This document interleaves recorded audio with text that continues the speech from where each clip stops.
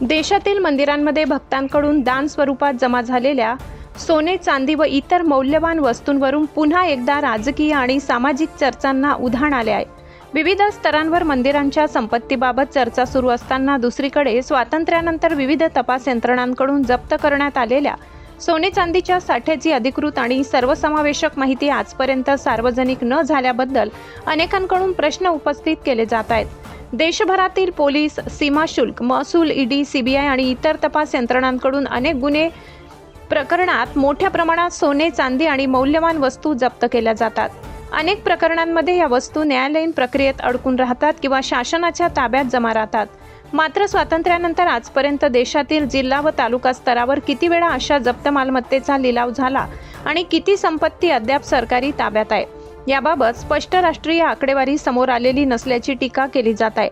दरम्यान हिंदू मंदिरांमधील दान स्वरूपात जमा झालेल्या संपत्तीबाबत काही माध्यमांमध्ये सुरू असलेल्या चर्चांवरूनही सामाजिक स्तरावर नाराजी व्यक्त होत आहे।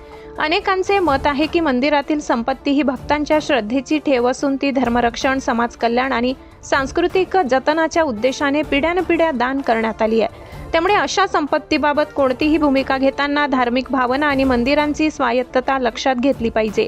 काही सामाजिक आणि धार्मिक संघटनांनी केंद्र सरकारवर टीका करताना देशातील जप्त मालमत्तेची पारदर्शक माहिती न देता मंदिरांच्या संपत्तीवर लक्ष केंद्रित केले जात आहे, असा आरोप केलाय।